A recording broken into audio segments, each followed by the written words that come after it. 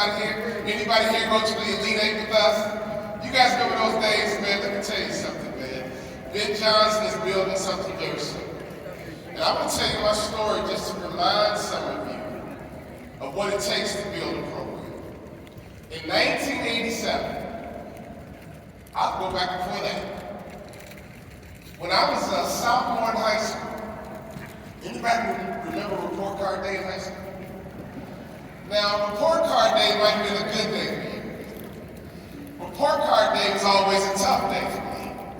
My father was a 6'6", 240-pound high school principal. And my mother was a kindergarten teacher. Now, in sports, I was a straight A student. I was straight A in baseball. I was named after my uncle Walt Bond, who played for the Minnesota Twins. He was a 6'7" home run hitter.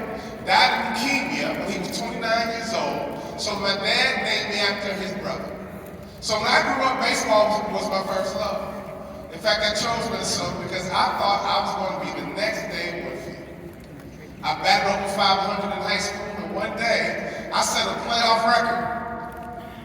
I struck out 17 batters in a 21-out game. Fastball, chump! You can't hear what you can't see. Straight A in baseball. I was straight A in football. I was a 6'5", 220-pound tight end. I would come to the huddle and tell my quarterback, if I touch it, I'll catch it. Throw it anywhere near me. If I touch it, I'll catch it. Straight A in football. I was a straight A basketball. Parents would come to the games and yell out, check his birth certificate. He's too old. That kid is not 12. Yep, I was straight A in basketball, baseball, and football. On report card day was a tough day for me. I'm the youngest of 3 children. My sister was slapping grades across the table. Great job, Jamel. Great job, Jamel. You're doing so great in school. My big sister won 2 national championships, playing at USC named Cheryl Miller. My brother was slapping grades across the table. Great job, Lewis. Great job, Lewis. Got an academic scholarship to the University of Illinois. Okay, Walter. Let us take a look. In this one graded period, I flunked a class and had a D. I flunked Spanish. And I slid my grades across the table and started getting emotional. Because I knew I was in trouble. And I was afraid they were going to take sports away from me. So I slid my grades across the table, and I started to cry. And my mama said, baby, are they that bad? My mother picked up my grades, and then she started crying. And my mother made a statement to me that was transformational. You guys remember growing up, you had that moment you never forgot? My mother said these words to me. She said, baby, if the teacher gives out A's, you know you can get one. And seeing my mother upset, and I'm up on this boy. Seeing my mother upset, realized that I was messing up. I wasn't toting the family culture. I was not living up to the Bond family core values. And my dad was a high school principal on the west side of Chicago. He looked at my mom and said, give him to me, baby. Give him to me. And my mother said, no, Willie, you got real thugs at your high school. He'll be okay. Give him to me. All of a sudden, my father becomes my high school principal. Every day on the way to school was a coaching session. Every day on the road to my new school was a coaching session with my new academic coach. And every day on the way to school, he would build my confidence. You are just as smart as your brother and sister. Your value system is screwed up. This family produces student athletes. You are just as smart as your brother and sister. Your value system is screwed up. This family produces student athletes. For 2 years, he worked on my mindset. Now, if you want to be elite, you know what I figured out? You must develop your mindset and your skill set. If you see anyone underperforming, it's only 2 reasons. Their mindset is not right, or they need to develop their skill set. You're just as smart as your brother and sister. Your value system is screwed up, son. This family produces student athletes. Before I knew it, my 2.1 GPA was a 2.9. For 2 years, my high school principal worked on my mindset. For 2 years, you were just as smart as your brother or sister. Your value system is screwed up. This family produces student athletes. And all of a sudden, I'm getting recruited coast to coast. Michigan, Minnesota, UCLA, Arizona State, Western Kentucky. They were all coming to recruit me. And one day the doorbell rang. And my mama said, Minnesota's at the door, baby. Clem Haskins from Minnesota's at the door. Clem Haskins walked in, looked like success, looked like money. Looked like success, looked like money. Looked like money. He came to my house and started talking to my mom first. He found out my mother is a native of Kentucky. Coach Haskins is a native of Kentucky. He stood in the kitchen. And for 30 minutes, all he talked about was Kentucky. Had my mama wrapped around his fingers in 30 minutes. Got done with my mama, started talking to my dad. He knew my dad was a country boy from Tennessee. He said, Mr. Bond, I'm my program authority. Mr. Bond, I'm my program participant. Mr. Bond, if your son plays for me, he must earn his playing time. I do not believe in free ice cream. My daddy was a ball player himself. My daddy's in the Hall of Fame of this college. My daddy was a country boy from down south, and he believed in paying your dues. In about 40 minutes, Haskins had my mom and my dad eating at the palm of his hands. He turned and looked at me on the couch, and I was a little offended. You've been to my house for 40 minutes, you've not said one word to me. If you think my parents can help me win, give them a scholarship. And he looked me in my eye and said, you're the key, son. You're the key. If I get you to my campus, you're the key. You're the key to my recruiting class. Coach Haskins walked away. We closed the door. And I looked at my mom and said, Mama, you like him? Oh, yeah, baby, he's from Kentucky just like me. I looked at my daddy. I said, Daddy, do you like him? Oh, man, he's a country boy just like me. My mom and dad looked at me and said, son, you got to play for him. Do you like him? I said, yeah, Mom, I like him. And they said, why? Because he told me I was a kid. He told me I was a kid. So I get to Minneapolis, BigTen. I go to Alice Ferguson, have me a whole week while he blew. If you've never been to Alice Ferguson, BigTen, shame on you. I'm 55 years old and I still go to Alice Ferguson, BigTen. I still get a Jose's and I still get a whole week while he blew. But my freshman year didn't go the way I planned. My freshman year, we don't play a lick. We had a BigTen losing streak. But Coach Haskins would always tell us, one day we're going to be a top 25 program. One day we're going to be a top 25 program. Practice is hard. We would lift, we would run. One day we're going to be a top 25 program. We kept losing. One day we're going to be a top 25 program. And one day the University of Illinois came in #1 in the country. Anybody remember that game? At halftime, we were up like 12 points. And we all looked around. I said, man, this man's not crazy after all. We're up by 12 points on the #1 team in the country. We came out that locker room in that second half, and we looked at each other and said, there's no way we're going to lose this game. And that was the defining moment that Clem Haskins' program had turned the corner. I bring that up because Minnesota just won 2 games in a row. And you might be saying to yourself, well, you know what, I don't know about Ben. Let me tell you something. At any moment it can happen. This team just won 2 games in a row, which means he's been working on their mindset. Which means he's been working on their skill set. To me, today's game might be the biggest game of the year. So I need you over next door acting crazy. Is that okay? I need you to go next door and yell. I need you to go next door and scream. I need you to go next door, cut off the hearing aid if you have to. We need this stadium to rock. Because me and Willie Burton remember. Where's Willie Burton? Raise your hand, Willie. You here? There he is in the back. We remember what it was like to lose. But we also remember that moment when the program turned around. In the same season, we never looked back. So my freshman year, after I didn't play a lick, my daddy called me on the phone. And he said, son, you didn't play much this year, why not?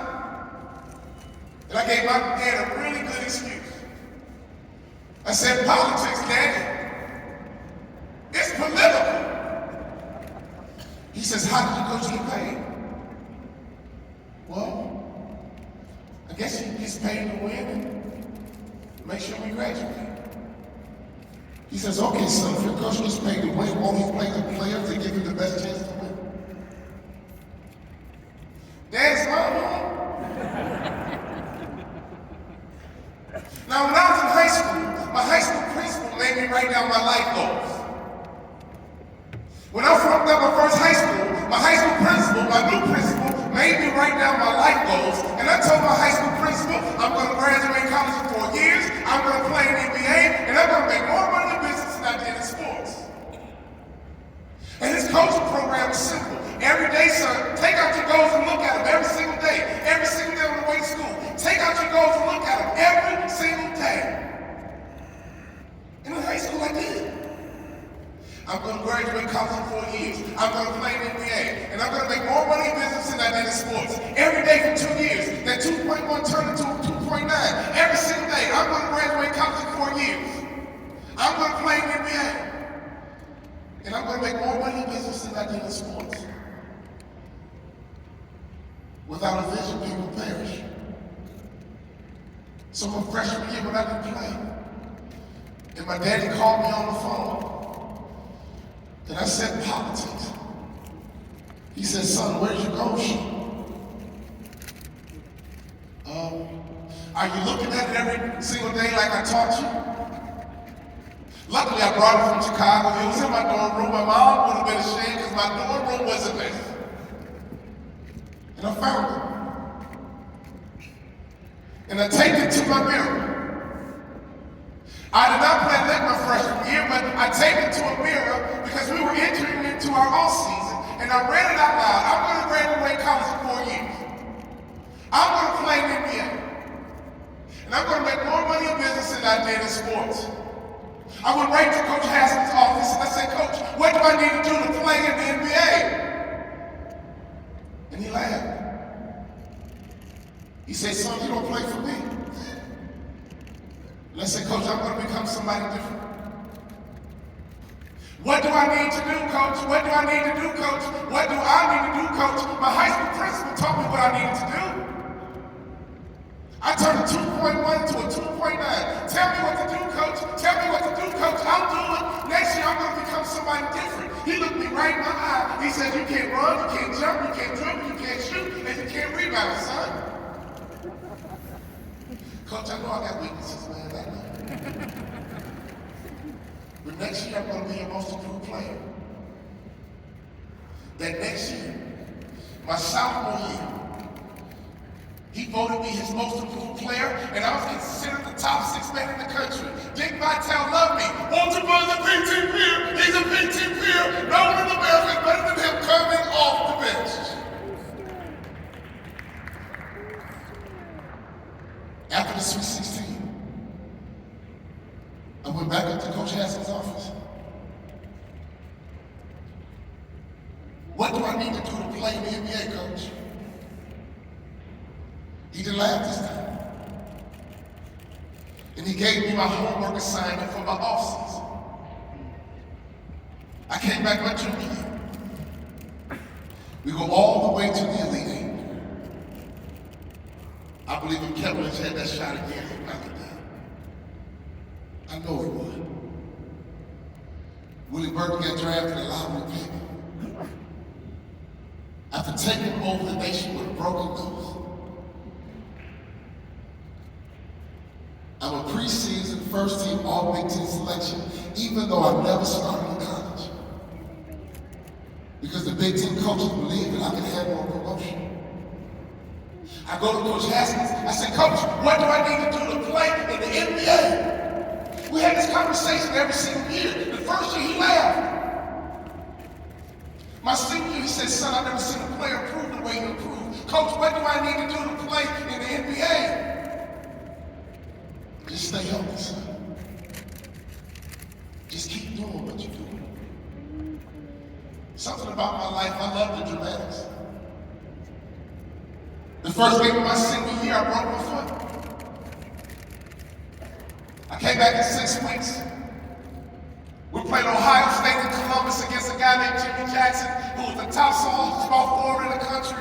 In the first half, I had 15 points, 5 rebounds, 5 assists. Dick Vitale was having a seizure on the sideline. It's coming up, party! It's just coming up, party! I want the mother BTP! I pulled up for my jump shot. I squared up. And I felt my foot break again.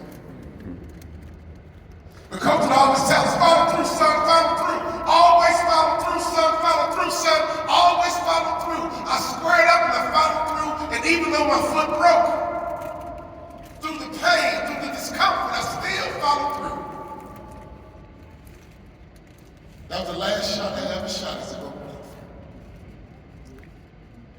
And it went in. And I crumbled to the ground. They cried like a baby. My college career is over. And I averaged 7 points a game.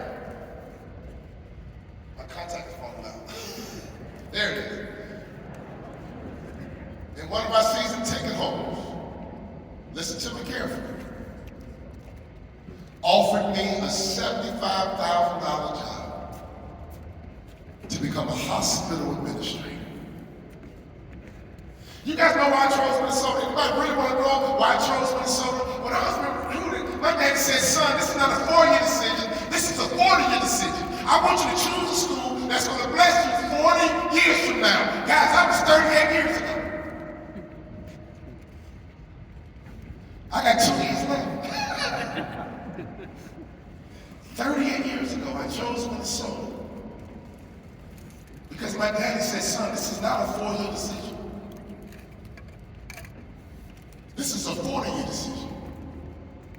Choose a school that's going to bless you 40 years from now. I am 55 years old. In Minnesota, give yourself a round of applause because you're still blessing me 40 years.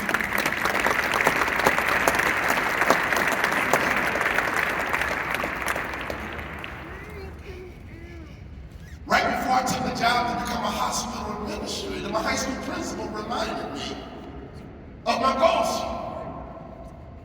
He said, son, how was surgery? Yeah, Dad, my foot is fine, man. I just got a surgery. Dr. Elizabeth Art. I don't know if she's still around. Is Dr. Art still around? Oh my God, oh my God, oh my God. She did a bone graft, took some bone marrow out of my hip and fixed my foot. And she looked at me and said, you'll never break that foot again. Don't worry about it, Mrs. Art. I'm going to be a hospital administrator. I might be your boss one day.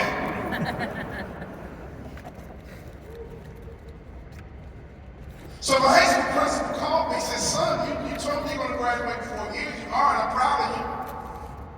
But you told me you're going to play in the NBA. And you told me you're going to make more money in business than you did in sports. See, coaches hold you accountable, you agree? Coaches remind you what you said you're going to do.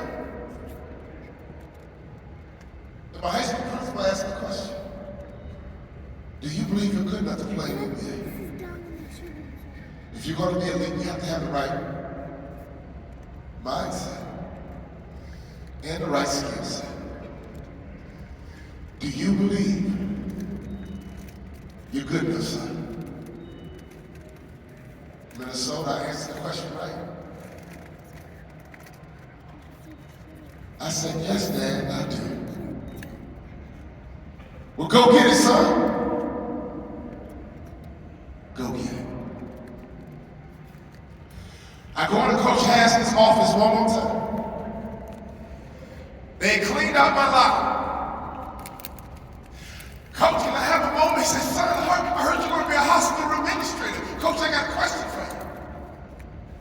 Sure, son, come in the office. I closed the door. Right after I talked to my high school principal. Coach, what do I need to do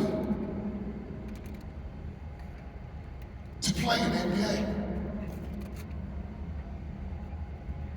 He teared up. I teared up. He said, son, you're one of the toughest players I've ever had. I think you should be a motivational speaker. But if you want to play in the NBA, son, you got to do two things. You got to lose 15 pounds. And you got to be able to knock down the NBA three-point shot. If you do those two things, then you can play in the NBA, son. I think you should be a motivational speaker, but if you want to play in the NBA, you should do those two things. Lose 15 pounds and knock down a three, you can play in the NBA. When you go to a coach, they should be able to tell you what you need to do. Raise your hand if you agree with me and say yes. My high school principal told me what I needed to do and I did it. Coach Haskins told me what I needed to do and I did it. I lost 15 pounds and every morning I would shoot 500 shots a day, every single day. I got a chance to try out for the Dallas Mavericks. And they drafted a guy named Jimmy Jackson from Ohio State. Isn't that all right? And he holds out on his contract. So not only did they have a shooting guard position open, the Dallas Mavericks did not have a starting shooting guard clearly identified. And I'm gonna close with this. You guys had a good time so far?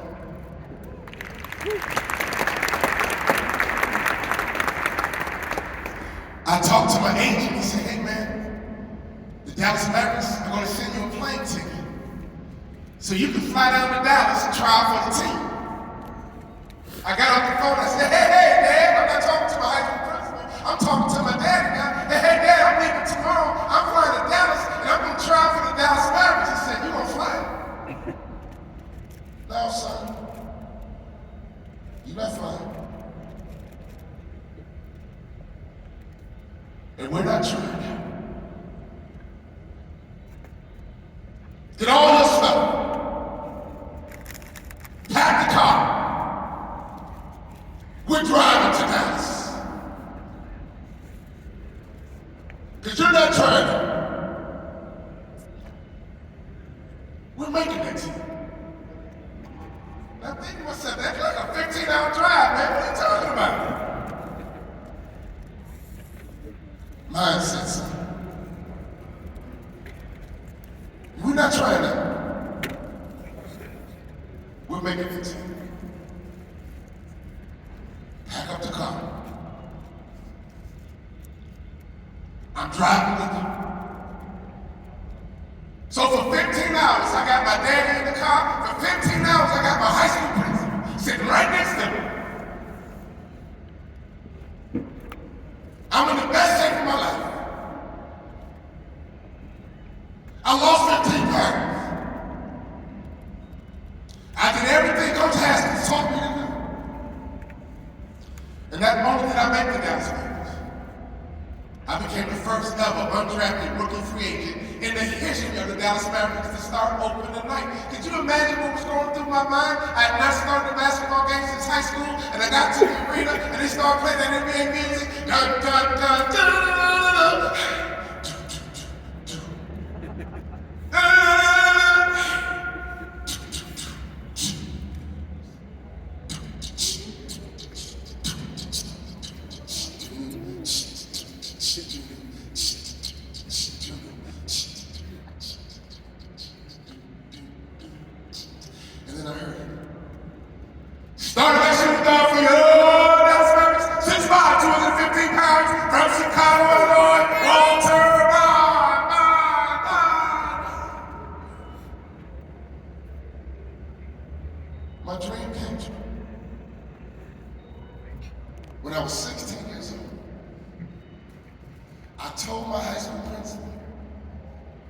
I'm going to graduate college in 4 years. I'm going to play in the NBA. And I took Coach Haskins up on his offer. When I retired from my basketball career of 8 years, I broadcasted 2 years for the Timberwolves. And my wife and I, Antoinette, there she is over there, love you, baby, launched our motivational business 23 years ago on Coach Haskins' advice. And now you're listening to a Hall of Fame motivational speaker. Only 200 alive.